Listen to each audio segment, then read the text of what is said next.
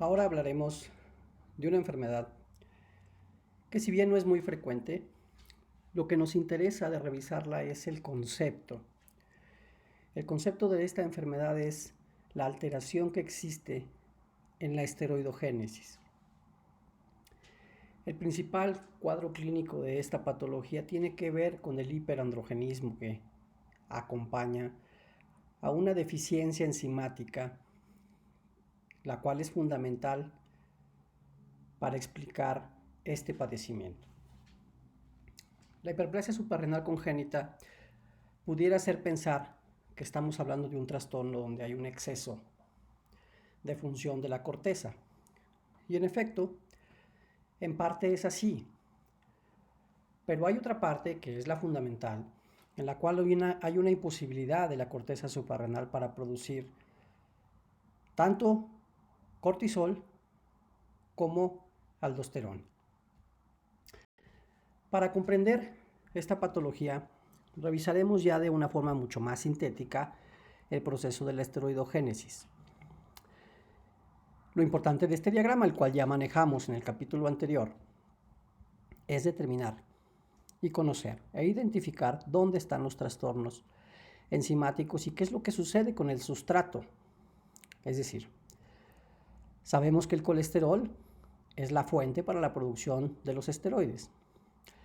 A través de la acción de la proteína STAR, ese colesterol es procesado y la acción de la 20-22 desmolasa, que es el CYP11A1, la va a transformar en pregnenolona.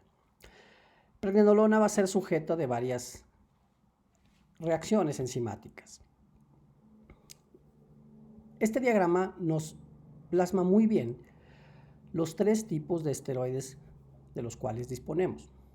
Mineralocorticoides en esta columna, glucocorticoides en esta otra y esteroides sexuales. La pregnenolona, pues, es el origen de cada uno de estos tres procesos. A través de la acción de la hidroxiesteroide deshidrogenasa 3, la pregnenolona es transformada en progesterona. Esta progesterona es sujeta de la acción de la 21-alfa hidroxilasa, que es esta CYP21A2, para transformarse en desoxicorticosterona. Finalmente, mediante la acción de una 11-beta hidroxilasa y de una aldosterona sintetasa, daría como producto final aldosterona. Ahora bien, ¿qué pasa si aquí no hay acción enzimática como tal? O bien, esta acción se ve disminuida, ya sea por una deficiencia o por alguna mutación, o por ambas cosas, como lo veremos después. Si está bloqueado, pues, este paso porque no hay una actividad adecuada de 21-alfa hidroxilasa, entonces todo el sustrato de progesterona en este nivel y en este otro se va a ir hacia la producción de dehidroepiandrosterona y androstendiona, es decir, de andrógenos. Lo mismo sucede con el paso de 17-hidroxipregnenolona a 17-hidroxiprogesterona. En este mismo nivel actúa la 21-alfa hidroxilasa. Entonces, los pacientes con hiperplasia suprarrenal congénita, la más común, que es por deficiencia de 21-alfa hidroxilasa, se van a ver imposibilitados de producir tanto cortisol como aldosterona, porque hay un bloqueo en la enzima que permite esa reacción. Todo el sustrato, pues, progesterona y 17-hidroxiprogesterona, se va a ir a la producción de androstendiona. Y si es en un nivel más alto, 17-hidroxipregnenolona terminará produciéndose la dehidroepiandrosterona. Entonces no tendremos una actividad adecuada de cortisol ni una actividad adecuada de aldosterona. Esa es la hiperplasia suprarrenal congénita. Hay distintas modalidades de hiperplasia suprarrenal congénita, ¿sí? Pero sin duda solo revisaremos la que es secundaria a la deficiencia de 21-alfa hidroxilasa, porque es la más común. Hay tres variedades, tres fenotipos de la deficiencia de 21-alfa hidroxilasa. La variedad perdedora de sal, la variedad virilizante simple y la no clásica o tardía, que de hecho es la que en adultos vamos a ver con mayor frecuencia, sin duda. Las otras dos variedades son más bien diagnosticadas en la infancia, incluso en etapas muy tempranas de la vida. Si estamos hablando de un defecto enzimático que lo que produce es un incremento en la cantidad de andrógenos, entonces la presencia de genitales ambiguos es un dato muy importante a considerar. Esta deficiencia enzimática es congénita, como su nombre lo dice. Entonces, desde la vida intrauterina ya existe esta deficiencia.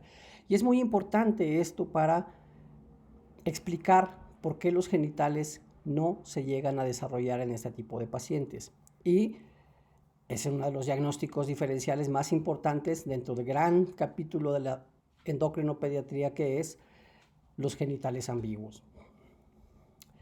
Para la variedad perdedora de sal, en general es diagnosticada muy temprano, ¿sí? Y lo que tenemos desde el punto de vista enzimático y hormonal es una reducción en la cantidad de aldosterona, un incremento en la cantidad de renina, una reducción en la cantidad de cortisol. Y la 17-hidroxiprogesterona, que es fundamental para el diagnóstico, está extremadamente elevada.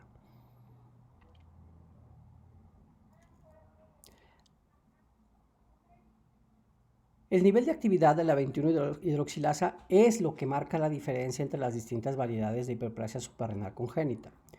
Como ustedes ven en este cuadro, en la variedad perdedora de sal prácticamente no hay actividad de 21-alfa-hidroxilasa. En cambio, en la forma virilizante simple puede haber cierta actividad de la enzima de 1 a un 5%, y en la no clásica o tardía hasta un 50%. Eso explica por qué muchas veces es diagnosticada en etapas de la adolescencia temprana, de la adolescencia tardía o incluso de la adultez temprana. En la forma virilizante simple podemos tener niveles de aldosterona relativamente normales. Entonces la actividad mineralocorticoide puede llegar a ser suficiente para no presentar a estos pacientes hipercalemia. Los niveles de 17-hidroxiprogesterona son elevados, pero no tanto como en la variedad perdedora de sal. En cambio, en la no clásica son mucho menos todavía los valores de 17-hidroxiprogesterona, y debido a esta actividad enzimática que aún está presente, incluso hasta en el 50% de su actividad, lo cual hace que sea un diagnóstico diferencial de otros estados de hiperandrogenismo. Otra forma de clasificar los cuadros clínicos que llega uno a ver en este tipo de enfermedades son, lo resume este cuadro: edad al diagnóstico, genitales, es decir, hay genitales ambiguos o no hay genitales ambiguos, niveles de aldosterona, niveles de renina, niveles de cortisol y, desde luego, niveles de andrógenos. Entonces, en la variedad clásica perdedora de sal, que es la que no tiene nada de actividad de la 21-hidroxilasa, si el feto es masculino o el feto es femenino, eso marca diferencia. Si es masculino, en general, los genitales serán normales. Pero si es femenino, tendremos ambigüedad de genitales porque hay una exposición a andrógenos desde la vida intrauterina. En la variedad clásica virilizante, si es masculino, en general también tendremos genitales normales, porque ya hemos dicho que no hay hiperandrogenismo en hombres. ¿Acaso se podrá manifestar como una pubertad adelantada? Y en los femeninos habrá ambigüedad de genitales.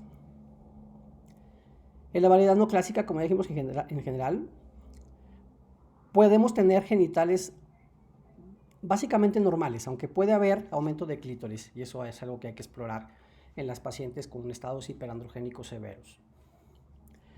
Los niveles de aldosterona serán bajos en la variedad clásica perdedora de sal, porque no habrá síntesis de aldosterona ni en la más mínima cantidad. Y habitualmente tendremos valores normales de aldosterona en la variedad clásica virilizante y en la variedad no clásica. Cortisol, igualmente. Entonces, este es un cuadro de insuficiencia suprarrenal, manifestada por deficiencia de mineralocorticoides y de glucocorticoides con andrógenos elevados. Lo más importante a recordar en nuestro nivel es que la enfermedad existe y que se explica por una deficiencia en la actividad de varias enzimas. Como ya dije, hay distintos tipos de hiperplasia suprarrenal congénita, pero sin duda la más frecuente es aquella en la cual la 21-alfa-hidroxilasa es la que tiene una actividad deficiente. Aquí tienen algunas otras causas de hiperandrogenismo de acuerdo a las distintas edades en las que se pueden presentar. De acuerdo a ello, serán nuestros diagnósticos diferenciales. En la etapa prenatal, la hiperplasia suprarrenal congénita del feto, el aumento de andrógenos de origen materno, básicamente por hiperplasia suprarrenal congénita de la madre, o bien por tumores suprarrenales y ováricos que producen precisamente estas sustancias. Algunos fármacos, sobre todo los andrógenos y los progestágenos, pueden manifestarse por cuadros clínicos de hiperandrogenismo. En los lactantes, otra vez la hiperplasia suprarrenal congénita ocupa un lugar importante y desde luego los tumores secretores de andrógenos. Los síndromes de Cushing en los lactantes son patologías relativamente raras, pero entran en el diagnóstico diferencial. En la etapa prepuberal, una pubarquia prematura, la hiperplasia suprarrenal congénita, los tumores y el síndrome de Cushing son las principales causas de hiperandrogenismo a esta edad. Y en las niñas adolescentes, el síndrome de ovario poliquístico, que ya hemos comentado en otros espacios, la hiperplasia suprarrenal congénita, la cual aquí sería la variedad tardía o no clásica. Los tumores, el Cushing, la hiperprolactinemia por el hipogonadismo que producen, con una sobrecompensación en la producción de andrógenos, la obesidad, no olviden el metabolismo periférico de los andrógenos y de los estrógenos, que tiene lugar en el tejido graso, y entre más tejido graso haya, terminará produciéndose andrógenos. La hiperplasia suprarrenal tiene un tratamiento farmacológico y si tenemos una deficiencia de mineralocorticoides y de glucocorticoides, el tratamiento es con este tipo de sustancias. Si tenemos una variedad perdedora de sal, el tratamiento específico será utilizando fludrocortisona, que es el único mineralocorticoide sintético del cual disponemos. Para la deficiencia de glucocorticoides se utilizarán finalmente este tipo de fármacos. A diferencia de la insuficiencia suprarrenal típica, en la cual habitualmente se utiliza prednisona o bien hidrocortisona, para el caso de la hiperplasia suprarrenal congénita lo que más se utiliza es dexametasona. Incluso en este tipo de enfermedad, a diferencia de la insuficiencia suprarrenal primaria, el horario incluso cambia porque se da la principal dosis en la noche. Eso tiene que ver con disminuir el pico circadiano de secreción de ACTH que ocurre en la madrugada. ¿En quién debemos sospechar hiperplasia suprarrenal congénita? Bueno, en un feto o en un neonato, desde luego aquel que tiene genitales ambiguos. En las edades tempranas de la vida, en la infancia, pues aquel que tiene una pubertad adelantada. En el caso de los hombres, y aquella que tiene hirsutismo o datos clínicos de hiperandrogenismo si es una niña. En las etapas tardías, aquellos cuadros de hiperandrogenismo severo que se llegan a confundir con síndrome de ovario poliquístico y que en algunas ocasiones nos hacen la necesidad pues de distinguir entre un ovario poliquístico y una hiperplasia suprarrenal congénita. El pronóstico en general de estos pacientes pues depende mucho de si se trata de una variedad perdedora de sal o bien de una no clásica tardía. La no clásica tardía en general, si se controla bien, la evolución es buena.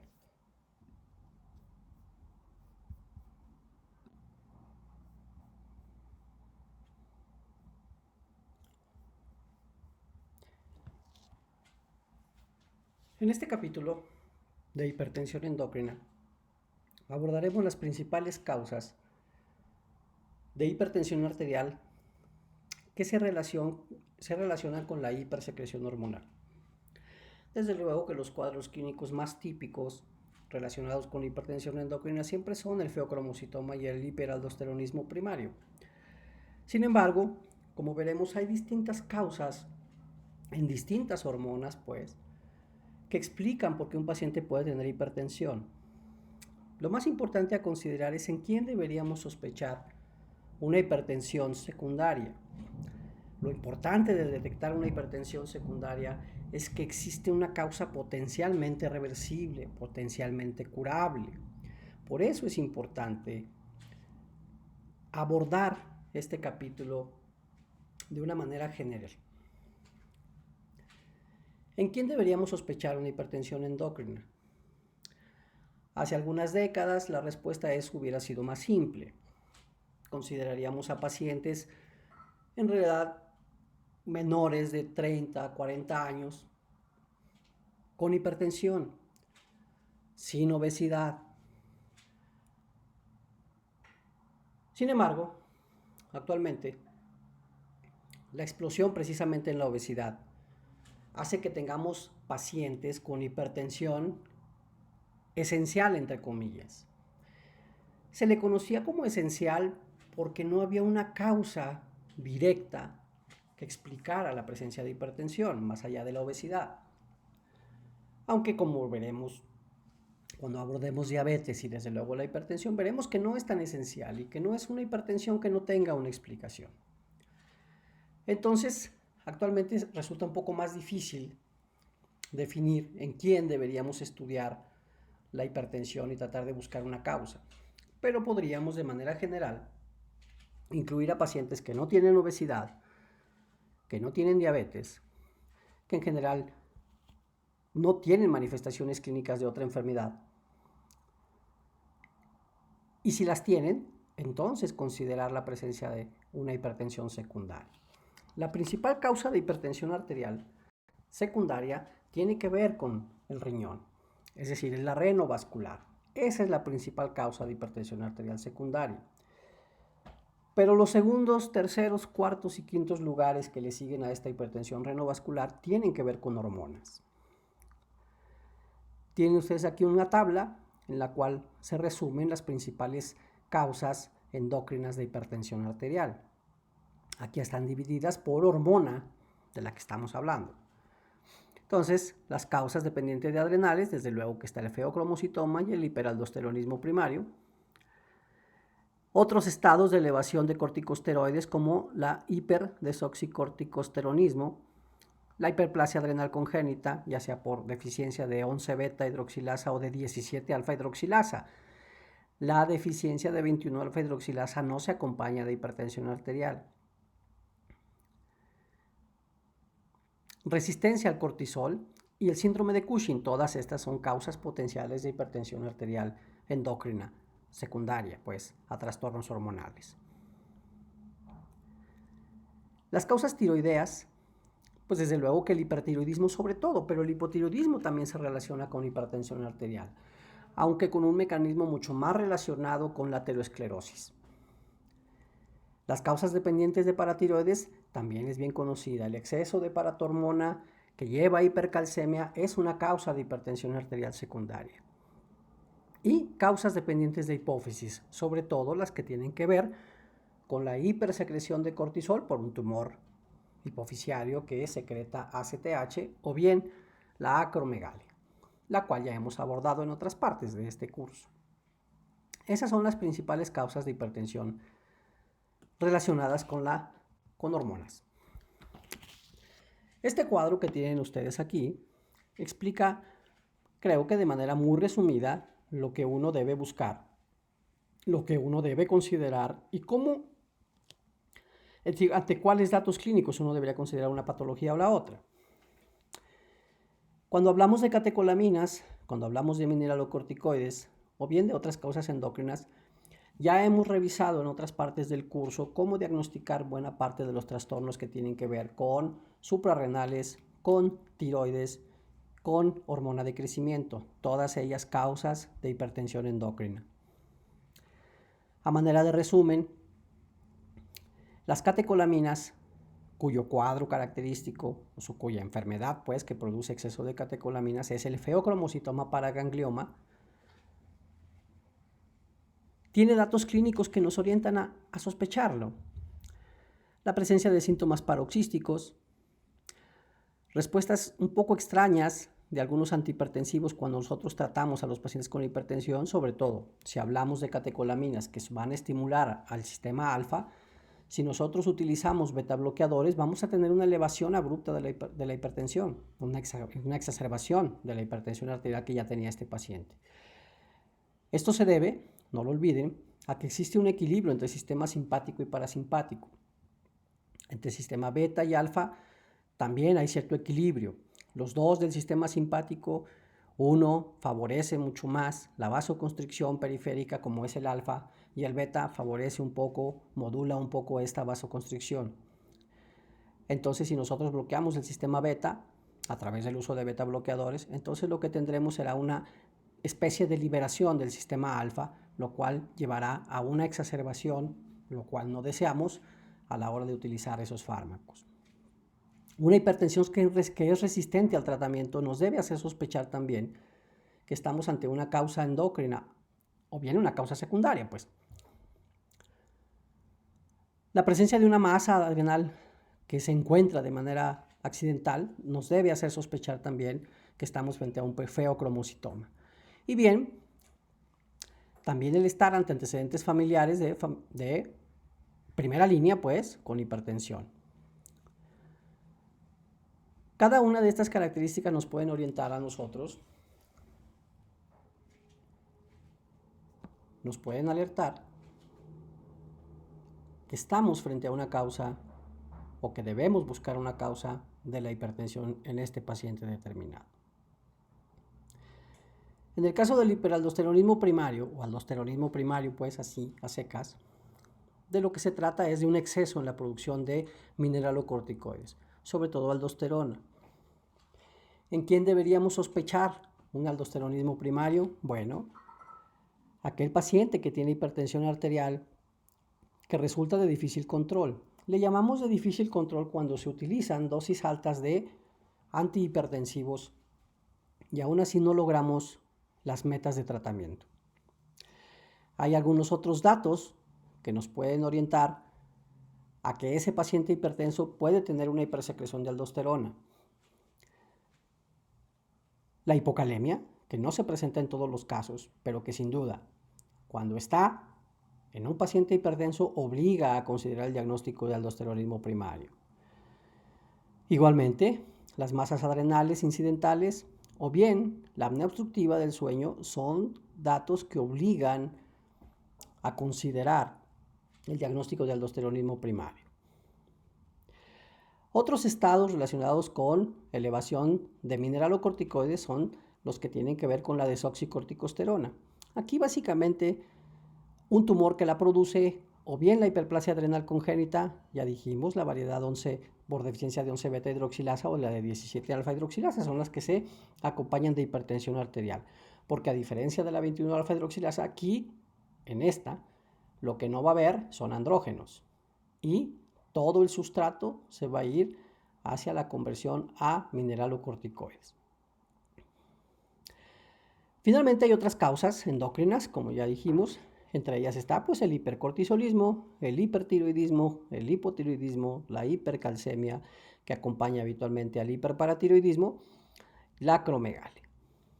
Para cada una de estas cuatro grandes categorías de causas de hipertensión arterial endocrina, tenemos afortunadamente la manera de diagnosticarlas y, a su vez, de tratarlas. Hablaremos de dos principalmente en este capítulo. El feocromocitoma, que es un tumor que produce catecolaminas. Puede ser epinefrina, norepinefrina, sobre todo. Aquí tienen ustedes la principal vía metabólica de las catecolaminas. El catecol, el anillo catecol, que es del que se derivan todas una de ellas, terminará produciéndose tirosina como factor común. De ahí la transformación a dopamina, primero a dopamina, a norepinefrina y a epinefrina es un camino metabólico bien conocido. Tienen ustedes las estructuras de cada uno de estos compuestos. En la parte de arriba, epinefrina, norepinefrina y dopamina. Y la forma en la que se metabolizan. La monoaminoxidasa tiene mucho que ver en el metabolismo, como la catecol o metiltransferasa. Dependiendo de cuál sea la enzima que actúe, nosotros iremos metabolizando cada uno de estos compuestos hasta llevarla al ácido vanillil mandélico, que es una vía final. Hace algunas décadas, la forma de diagnosticar feocromocitomas era a través de la medición del ácido vanillil mandélico. Afortunadamente, ya no es necesario medir este compuesto y hemos incrementado mucho nuestra capacidad de diagnosticar un feocromocitoma a través de la medición de metanefrinas, normetanefrinas. La medición de estos metabolitos es el estándar de oro para el diagnóstico del feocromocitoma. Signos y síntomas relacionados a la secreción exagerada de catecolaminas, habitualmente por un tumor. Se parecen mucho a cuadros de ansiedad, se parecen mucho a un hipertiroidismo. Hay que tratar de distinguirlos lo mejor posible. Ansiedad, diaforesis, disnea, dolor epigástrico y dolor torácico, cefalea habitualmente pulsátil e intensa, la hipertensión en paroxismos, sobre todo, aunque no todos los pacientes con feocromocitoma tienen el paroxismo típico. De hecho, se habla que no más allá del 50% de los pacientes con feocromocitoma tienen hipertensión en paroxismos, como es el cuadro típico. Entonces hay un buen porcentaje de pacientes que, aunque no tienen paroxismos, sí tienen feocromocitoma. La presencia de náusea y vómito, palidez y palpitaciones, así como el temblor, e insisto que se parece mucho a un cuadro de un hipertiroidismo severo y algunas veces tendrá que ser el diagnóstico diferencial, ya que el hipertiroidismo también puede causar hipertensión arterial.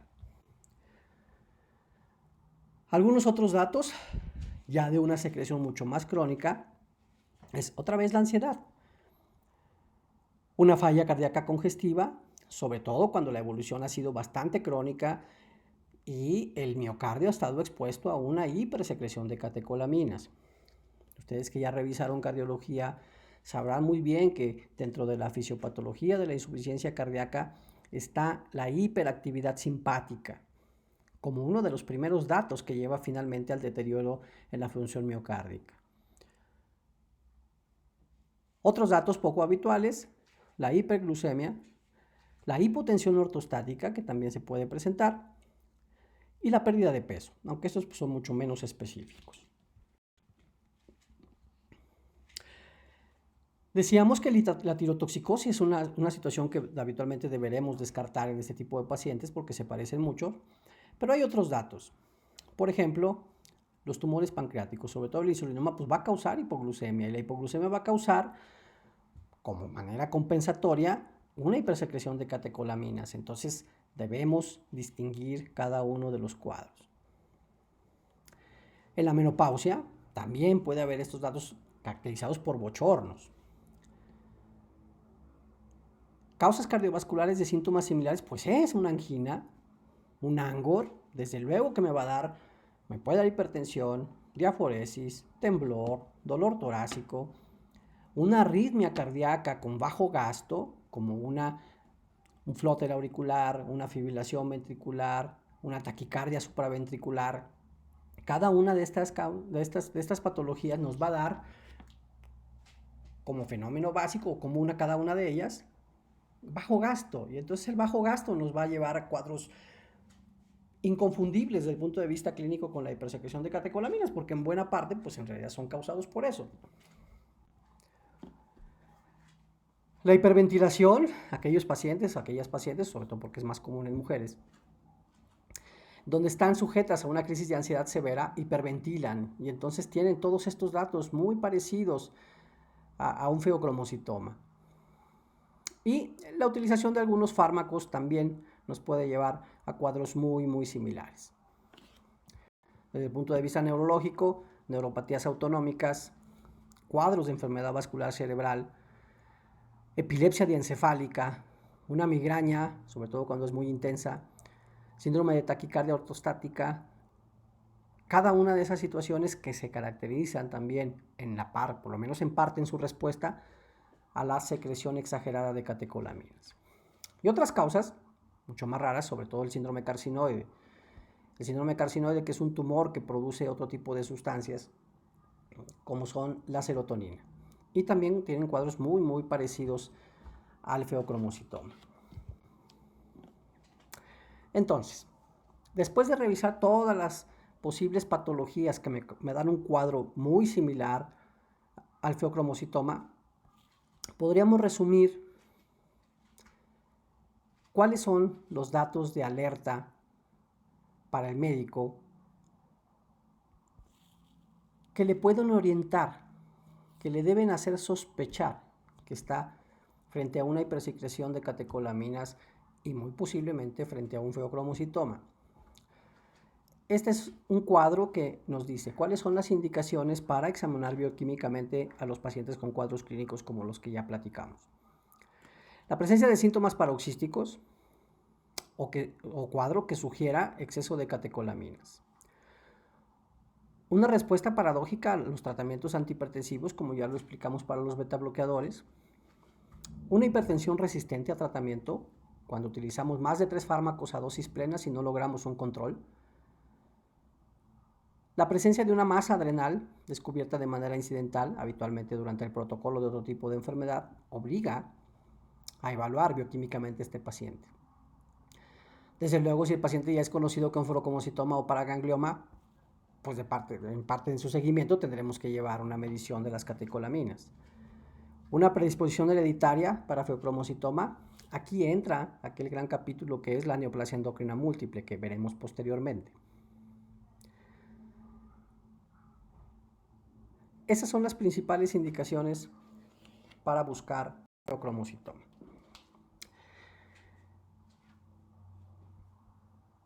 La medición de metanefrinas es el estudio de elección para el feocromocitoma. El presente cuadro refleja una serie de estudios que han abordado la sensibilidad y especificidad de las metanefrinas para el diagnóstico. Podemos medir las metanefrinas en 2 lugares, en plasma y en orina. La sensibilidad y la especificidad la tienen ustedes representada en esta gráfica. En plasma, la sensibilidad alcanza hasta prácticamente el 99%, en orina disminuye 1%, y la especificidad en plasma es mucho mejor, se acerca al 90%, cuando en orina sí reduce bastante, prácticamente a un 70%. En conclusión, la mejor forma de medir metanefrinas es en plasma. ¿Contamos con este tipo de estudios en México? Sí, en general se pueden hacer sin mayores complicaciones. Gran parte del problema del abordaje diagnóstico de los pacientes con feocromocitoma es que hay una buena cantidad de fármacos que nos pueden modificar el resultado, tanto en plasma como en orina. La lista de fármacos que tienen ustedes es bastante variada y algunos de estos fármacos son de uso bastante común, como el paracetamol. El paracetamol tiene la capacidad de alterar los niveles plasmáticos de catecolaminas en plasma y en orina también. El abetalol y el sotalol, todos los betabloqueadores, la alfa-metildopa, los antidepresivos tricíclicos, la fenoxibenzamina, los inhibidores de la monoaminoxidasa, y desde luego que los simpaticomiméticos pues la incrementarán. El uso de algunas otras drogas como la cocaína también van a incrementar la cantidad de metanefrinas en plasma y nosotros debemos estar muy alertas a la hora de interpretarlo. Debemos recabar lo mejor posible el antecedente de ingesta de fármacos recientes.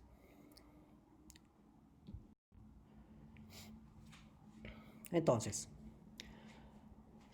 si estamos ante un cuadro clínico que nos haga sospechar feocromocitoma, bueno, en la medida de lo posible debemos descontinuar los fármacos que pudieran afectar la medición que vayamos nosotros a hacer y podemos medir.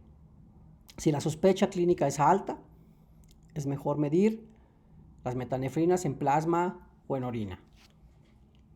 Ahora bien, eso es si nuestra sospecha es alta. Si nuestra sospecha es baja, pero no podemos descartar del todo ese diagnóstico, nos piden medir en orina solamente. ¿Por qué? Porque la sensibilidad es similar. Ustedes deben tomar en cuenta que la medición de metanefrinas en orina y en plasma tienen precios bastante diferentes. Es mucho más caro medirlas en plasma. Uno debe tomar también eso en cuenta. Entonces, si nuestra sospecha es baja y medimos la cantidad de metanefrinas en orina y resultan normales, podemos descartar el diagnóstico de una manera fiable, puesto que la sensibilidad del estudio es alta. Si nuestra sospecha es alta, entonces podemos medirla en orina, podemos medirla en plasma. Si los valores son normales y nosotros seguimos teniendo dudas, es mejor medirla cuando hay una crisis, cosa que puede resultar bastante difícil, puesto que las crisis son bastante impredecibles. El paciente tendría que estar durante una crisis de paroxismo para que nosotros lo midamos. ¿A qué se debe esta situación? Bueno, básicamente se debe a que los tumores no siempre están secretando las hormonas y a veces eso es lo que nos cuesta trabajo detectar. Un tumor puede estar produciendo catecolaminas y de repente cesar en su producción, lo cual va a ser muy difícil confirmar el diagnóstico. Bueno, una vez que hemos hecho las mediciones, ya sea por sospecha alta o por sospecha baja, si estamos por encima del valor normal, entonces estamos ante un feocromocitoma. Una vez que hemos confirmado la hipersecreción de catecolaminas, entonces pasamos a la segunda parte, que es tratar de localizar el tumor.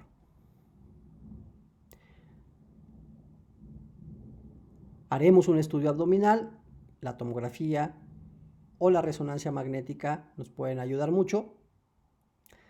Si no hay imagen por resonancia o por tomografía, entonces los estudios de medicina nuclear van a ser los que llevaremos a cabo.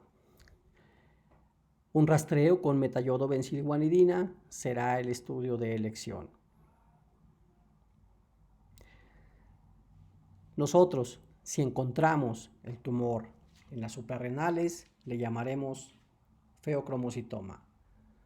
Si lo encontramos en la cadena simpática, lo llamaremos paraganglioma.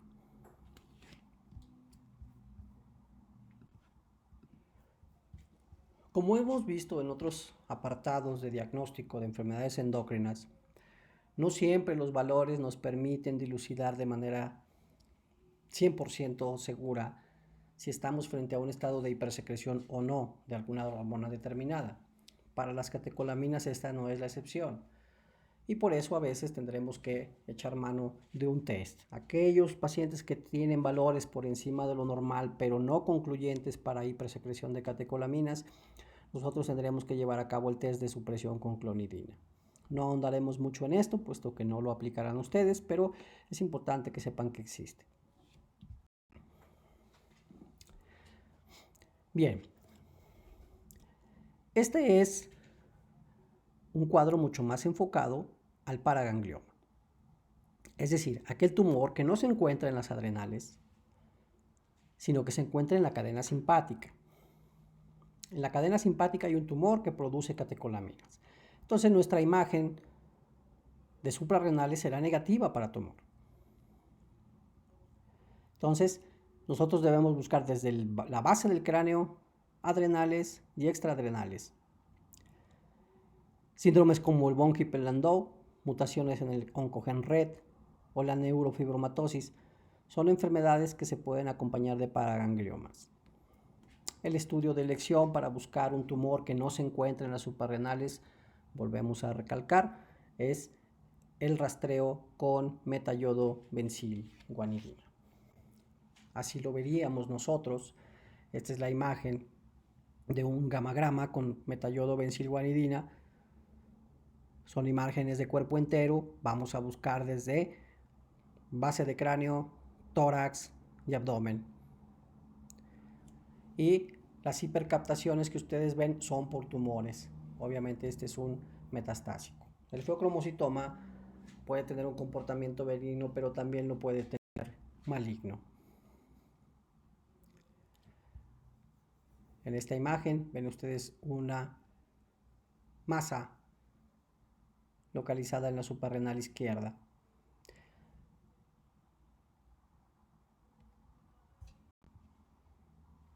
Otra masa, y cómo lo veríamos nosotros cuando hacemos un estudio gamagráfico.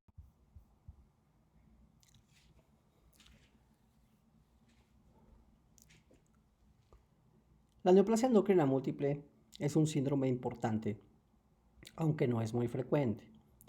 Pero otra vez, como la hiperplasia suprarrenal congénita, lo importante de conocer estos síndromes es lo que implica en su fisiopatología.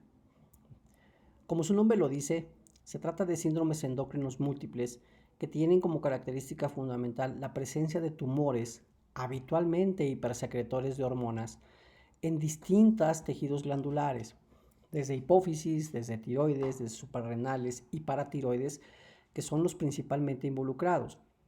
Muchas veces otros tipos de tumores en tejidos neuroendocrinos, como el intestino, por ejemplo, también acompañan a la neoplasia endocrina múltiple. Son dos los principales síndromes, neoplasia endocrina múltiple tipo 1 y tipo 2. La característica fundamental de estos síndromes es que existe una herencia autosómica dominante.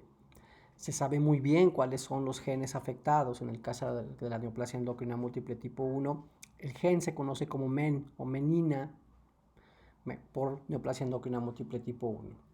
Y en el caso de la neoplasia endocrina múltiple tipo 2, el gen afectado es el oncogen RET.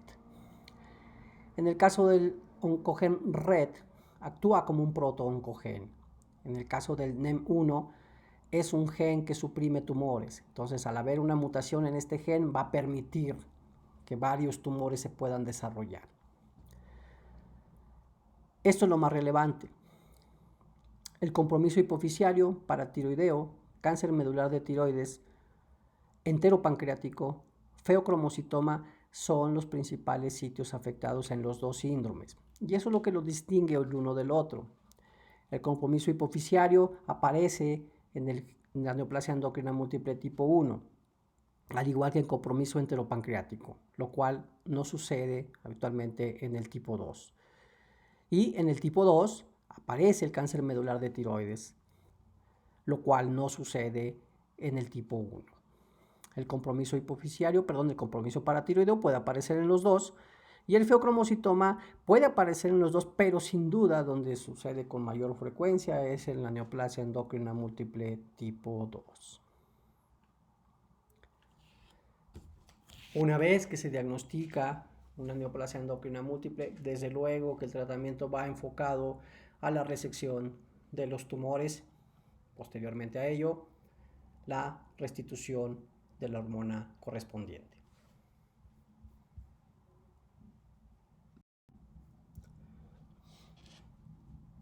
La otra causa clásica de elevación hormonal que lleva a hipertensión es la elevación de aldosterona. Como mineralocorticoide que es, saben ustedes muy bien que incrementará la reabsorción de sodio y agua a nivel renal, lo cual llevará a hipertensión arterial y frecuentemente a hipocalemia. Ya decíamos, a la hora de sospechar entre una y otra, la presencia de hipocalemia más hipertensión nos debe hacer descartar el diagnóstico de hiperaldosteronismo. Tienen ustedes aquí una forma muy general del metabolismo del sistema renina-angiotensina-aldosterona. A partir de una prorenina se producirá renina en las células de la mácula densa, la cual actuará sobre un angiotensinógeno que viene del hígado para dar como resultado final la producción de angiotensina 1. La angiotensina 1 será sujeta de la acción de la enzima convertidora de angiotensina a nivel pulmonar, principalmente, para producir angiotensina 2. Y la angiotensina 2 tiene sus receptores específicos a nivel renal, produciendo esos efectos que ven ustedes ahí. Un incremento en la síntesis de aldosterona, estimulando directamente a la aldosterona sintetasa, un incremento en la constricción del músculo lisovascular, un incremento en la liberación de norepinefrina y epinefrina desde la médula adrenal, y un incremento en la actividad central simpática, con un incremento a su vez en la liberación de vasopresina. Todos estos efectos llevan consigo la elevación de la presión arterial. A partir de esta misma angiotensina 2, serán producidas otro tipo de angiotensinas 3 y 4, habitualmente fragmentos inactivos. Cuando hablamos del sodio, hablamos que el principal regulador del sodio era la vasopresina, a través, desde luego, de la regulación del agua. Para el caso del potasio, el principal regulador del potasio es la aldosterona. Entonces es el sistema renina-angiotensina-aldosterona. La liberación de aldosterona va a estar regulado por los niveles de potasio. La liberación de aldosterona alterará regulará el balance de potasio. Si hay un exceso en la actividad de aldosterona, habrá una retención de sodio, lo cual incrementará el volumen circulante. Y este incremento modificará la perfusión renal a través de la acción sobre las células yuxtaglomerulares. Esas células yuxtaglomerulares producirán liberación de renina, la cual ya vimos en el cuadro anterior qué es lo que va a hacer. Sobre estas mismas células yuxtaglomerulares hay otros efectos, otros reguladores. Las mismas catecolaminas, el mismo potasio y las células de la mácula densa que ya comentábamos que van a regular, van a tener allí osmoreceptores y vasoreceptores que van a hacer o van a estimular pues la secreción de estas células yuxtaglomerulares. Así funciona de manera general el sistema renina-angiotensina-aldosterona y su potasio.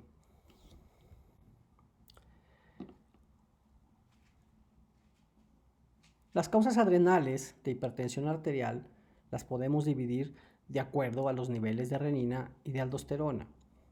Eso nos facilita mucho el abordaje de estos pacientes. Si yo tengo un exceso de aldosterona porque hay un tumor que la produce, esta aldosterona producida por el tumor no está sujeta a la regulación fisiológica normal. Entonces, si el sistema a nivel de las células yuxtaglomerulares funciona bien, entonces yo tendré una renina baja. Entonces, los pacientes con renina baja y aldosterona alta, estas son las principales causas que yo debo considerar. El adenoma productor de aldosterona, que abona para el 35% de las causas de hipertensión de causa adrenocortical. Pero como ustedes ven, la principal causa de hipertensión adrenocortical tiene que ver con la hiperplasia bilateral idiopática, la cual constituye el 60% de los casos de aldosteronismo primario. Entonces, la principal causa de hipertensión arterial secundaria e hipersecreción de aldosterona no es el adenoma productor, sino es la hiperplasia bilateral idiopática. Hay hiperplasias unilaterales, aunque abonan solo para el 2% de los casos, y hay carcinomas que también son bastante raros. Hay hiperaldosteronismos familiares y aldosteronismos remediables por glucocorticoides. También son causas bastante raras de hipertensión adrenocortical.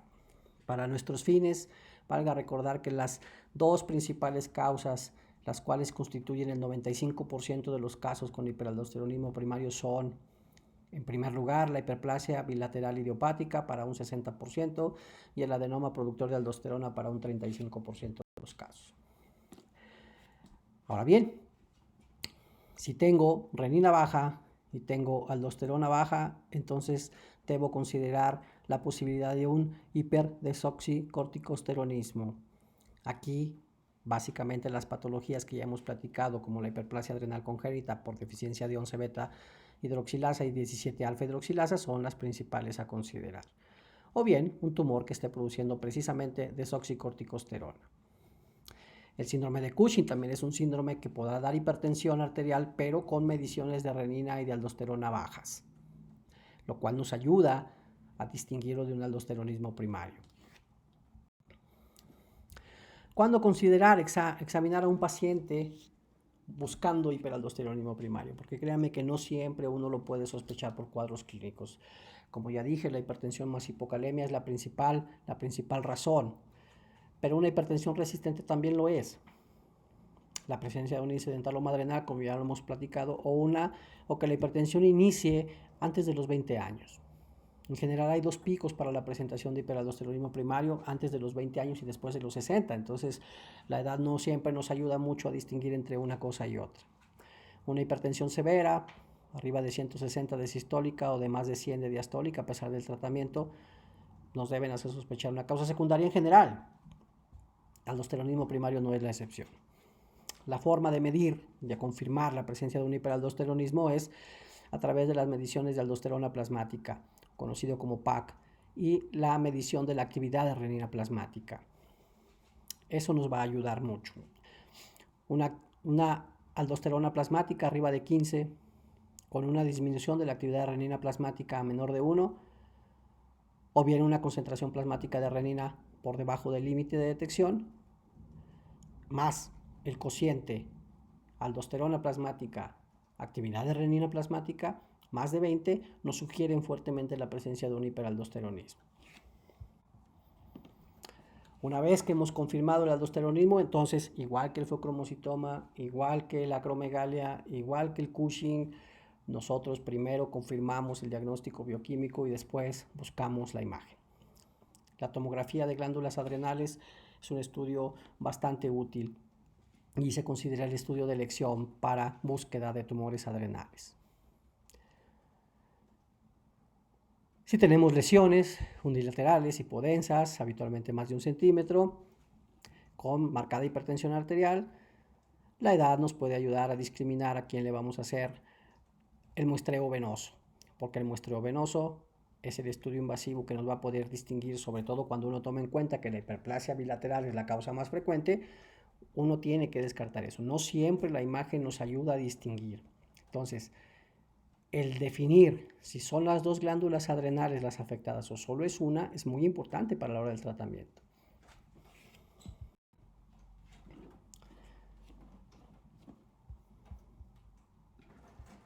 Cuestiones técnicas que ustedes deben considerar es estas diferentes determinaciones que nosotros podemos hacer en relación a aldosterona plasmática, actividad de renina plasmática y concentración directa de renina. Solo para cuestiones de información de ustedes, lo principal, lo que más hacemos en la actualidad es la medición de aldosterona plasmática y de actividad de renina plasmática medida en nanogramos por mililitros hora. Uno debe ser muy cauto a la hora de interpretar los estudios que se le reportan desde el laboratorio, ya que las unidades son fundamentales. El cociente actividad de renina plasmática aldosterona arriba de 30, que es lo que señala aquí esta referencia, es altamente sospechoso de hiperaldosteronismo primario. El fundamento de este cociente implica que si la aldosterona es alta, para que yo considere que hay un tumor que produce un exceso de aldosterona, la renina debe estar baja. Y entre más alta sea la aldosterona y más baja la renina, el cociente desde luego resultará mucho más alto. Yo no puedo pensar en un aldosteronismo primario si mi cociente es igual a 1. Si tengo renina baja y aldosterona baja, o bien si tengo renina alta y aldosterona alta, porque el cociente me saldrá cercano a 1. Eso me descarta el hiperaldosteronismo primario. Al igual que el feocromocitoma, gran parte de la complicación para la evaluación endocrina de estos pacientes es que hay muchos factores que la influyen. Y estos son toda la lista de fármacos que pueden influir en el resultado. Y nosotros debemos descartarlos y debemos suspenderlos por lo menos 2 a 3 semanas previas a que se realice el estudio. Como ustedes ven, algunas situaciones son más fáciles, algunas situaciones son más difíciles. Por ejemplo, los antihipertensivos, pues si estamos ante un paciente hipertenso, muchas veces tendremos que utilizar fármacos que afecten lo menos posible la secreción de aldosterona. Entonces, los inhibidores de la enzima convertidora de angiotensina, los bloqueadores ARA2, son fármacos que deberemos evitar en la medida de lo posible. Bien, no ahondaremos demasiado en los estudios dinámicos para el hiperaldosteronismo, porque aquellos pacientes que, insisto, tienen un cociente arriba de 30 son altamente probables tener un hiperaldosteronismo, y los que están muy bajos son poco probables, pero los que están en medio, los que tienen 25 de cociente, los que tienen 22, con un cuadro clínico bastante sugestivo, muchas veces nosotros deberemos igual someter a pruebas. Estos son algunos de los test que utilizamos para esto: la carga oral de sodio, el test de fludrocortisona, son los más utilizados. El test de captopril nos puede ayudar también. Bien. Son las alternativas de tratamiento antihipertensivo en estos pacientes, ya que no podemos usar IECAS, ya que no podemos usar ARA2, bueno, la hidralazina, el verapamil, que es un calcio antagonista de liberación, sobre todo en su modalidad de liberación lenta, el prazosin, el doxazocin, que son bloqueadores alfa, pueden ser los que más utilicemos.